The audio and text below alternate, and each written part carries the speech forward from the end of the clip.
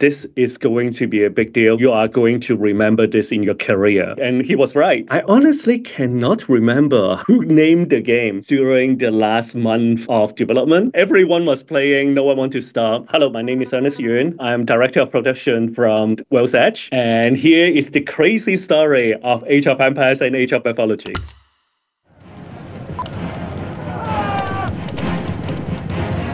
So I was hired by the person who became the first program manager or producer of Age of Empires 1. So my first job, when I first got hired, I got in as a test lead. As you know, the game was done by Ensemble Studio. This was their very first game. And what happened is, at the time, Microsoft Game Studio really was very small and we were just formed. We were trying to get the respect of the hardcore gamers. In our group, we also work on Flight Simulator. We work on other games as well. Honestly, they were very popular games, but they were not well respected by the hardcore gamers. I would say Age of Empires was the one that really put us on the map. One of the person that helped us, he's in the business development side. So he go talk to different developers and has a chance to look at the game. And then he called our boss at the time to say like, hey, you have to look at this game. There's a spark in this.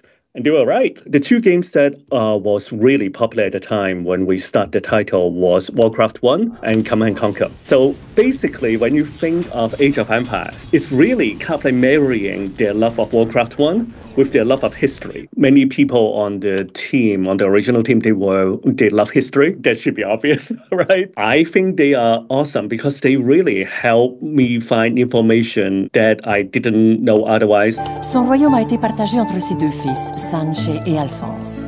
Le roi Sanche a hérité de la Castille. And we also get validation from a lot of fans. They learn a lot about history and things that they didn't know about, or they become interested in them.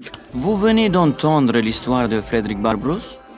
Vous avez intérêt à nous demander de la reprendre une deuxième fois. A lot of people say like they only become interested in history or mythologies because of these games. H1, H2 is all about trying to pick up interesting story, and we do that the same way even nowadays. Like, are there interesting human story, and we pick that we want to tell. If there is something there, then that actually determine what civilization we may want to build, what type of campaigns, what type of scenarios. We do have access, and we use them to talk to history experts in the world as well. We will talk to university professors. There was a limit to how powerful these wooden bows could be. We talk to get advice to make sure we get things right. And that is really helping us how to craft the stories to make sure that we are grounded in a way. I honestly cannot remember who named the game. I want to say the codename was Tribe at the time. Bruce Shelley, who is the lead designer of the game, he came from Microprose. So he had a chance to work with Sid Meier's on some really famous game like Civilization. I would not be surprised he is the one who come up with the name. Age of Empires 1 was already very successful. In fact, we knew that it was going to be a big deal. Frankly, because we were all playing the game. Like after working for a whole day, we would start bashing at like 5, 6 p.m. and then we'll just continue to play. So everyone was playing, no one wanted to stop. If you walk down the hallway during the last month of development, you will just hear screaming from all these different offices because we will be shouting like, I need wood. Du bois, merci. I need wood. Like someone like, I'm doing a tech on this side. 2 heures de jeu pour crever comme ça. And we'll just be on conference call and shouting at each other. It was a lot of fun.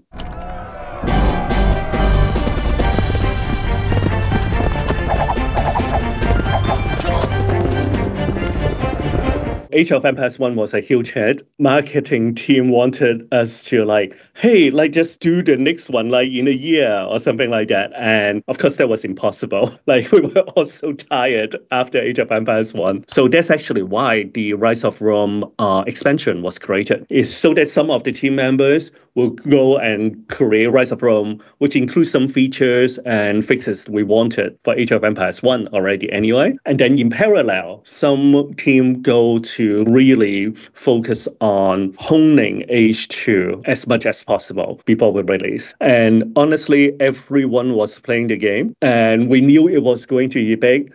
Partly because there are other Microsoft managers, like people in Microsoft Office, etc., will call my manager and say like, hey, can you tell us when are you going beta internally? Because they want to put it in the schedule that their productivity is going to go down, like during that time. So we knew it was going to be big, but honestly, it was crazy how many people all play Age of Empires. It was one of those games that everyone you talk to were playing. Age of Empires 2 was so huge. It was well beyond even our high expectation. We have CRT monitors that are ginormous that literally like have to like hold it like this. And they're really, really big and heavy. We'll drag the CPU tower, the monitor will pack into someone's living room table. And then we just like set it up like that with a hub and then play multiplayer.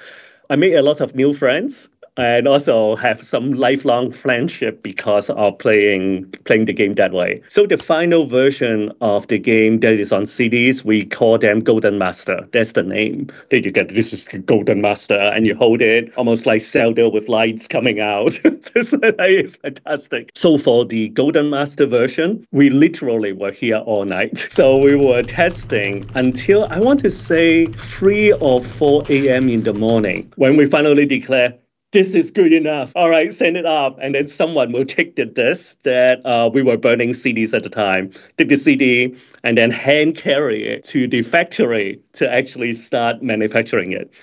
But since we were all 4 a.m. and we were so wired from just like playing and like everyone was wide awake already, my test manager invited all of us, like the whole studio, to go to a breakfast cafe in the morning. It opens at 5 a.m. and then suddenly, literally, like 40, 50 people just show up at the door right at the open. And we took over the whole cafe. Everybody just like had lots of like good pancakes, coffees, and laughs. And it was one of those memories that stick with me for a very, very long time. After 2 history games, they think they want a break, and they also think the audience would want a break of doing something like different.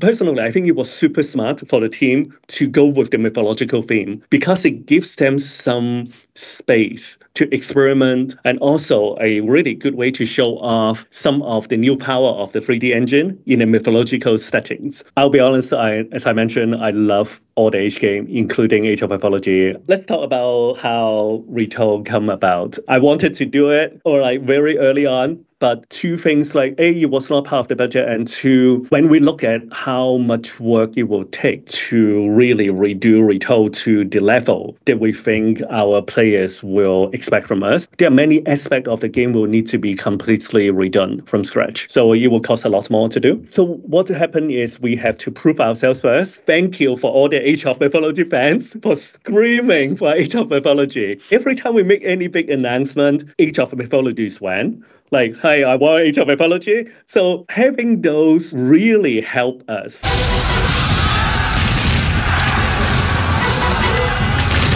I think the team was really trying to experiment, right? So, like you said, they don't want to just reskin the old games. They really want to create something new. So for Age of Empires 3, it really represents a lot of new ideas that they were experimenting at the time. And I think some of those ideas were great. Like the home city, for example, being able to send shipments. For me, is super cool to come up with different strategies to be able to like, hey, how do you build your decks, right? It was a lot of really, really good new ideas that they were trying at the time. It was very different from Age of Empires 2, but what that actually created is we continue to sell Age of Empires 2 and Age of Empires 3 in the market. So that was not a huge problem. And I think Age of Empires 2 was ginormous, right? But it's not like Age of Empires 3 was not popular enough either. So there were fans. With incendiary arrows. During, I think it was Bill Gates Ask Me Anything on Reddit. One of the top questions that was asked is, when are you doing Age of Empires 4?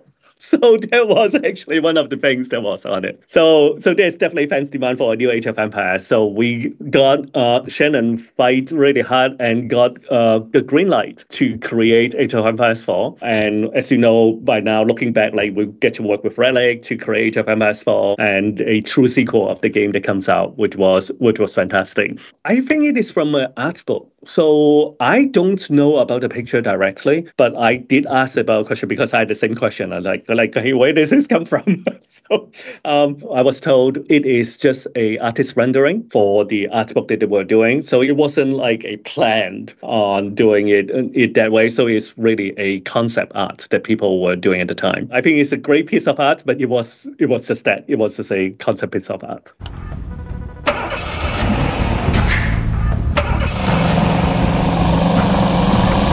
I don't think the cheat codes were created purely for accessibility reasons. It really was created because from the very beginning, the Age team, one of the belief is you have to pick between fun and accuracy. Always pick fun.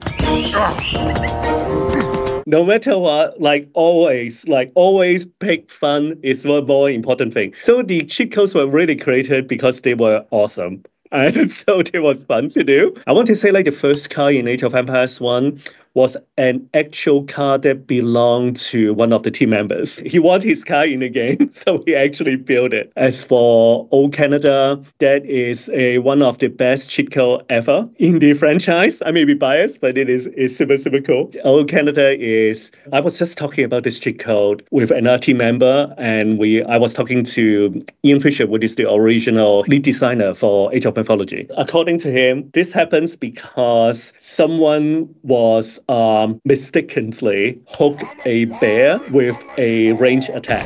And of course, as soon as you start playtesting, everybody loves it. They say oh my God, we need to have this thing. It's so awesome. The lead concept artists start drawing what a laser bear would look like. So that's really how that actually come to be. So they put it in the game. So in the final game, that's how you'd have the Old Canada laser bear, and it is fantastic. I think Age games is awesome because the core game mechanics is fantastic. It is just a very, very, very fun game. It's almost like 3D chess. It's timeless. When you play it, you just have fun. But the theme, like you said, history is something that everybody can relate to. They understand. It's something that they look at it and say I know what a castle is supposed to behave. I know when someone is on a horse, it's probably going to do a lot of damage. And then if you have a bow and arrow, you're going to be a range attack. So it's really easy. People don't need to learn a lot of, I need to learn the game, how it's going to work. It's intuitive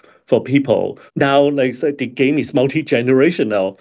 Parents are teaching their kids to play the game with them. And the fact that you can play together all the time. I think there's another thing about Age of Empires that's very interesting too, is how global it is. It is understandable from all the different cultures. When we look at the number of players, a quarter of them is from the US, a quarter is from Europe. By the way, thank you, French and German players. You guys are fantastic. And then a quarter is from Asia, especially China and Vietnam. But then a quarter is from South America.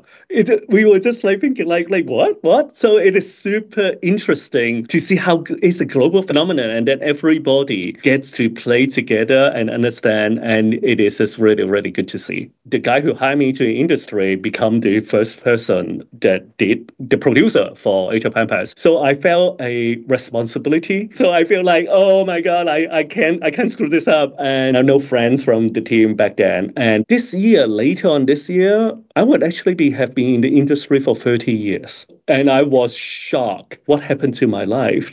So that's exactly what happened. I just keep playing and then everything is great. Konbini!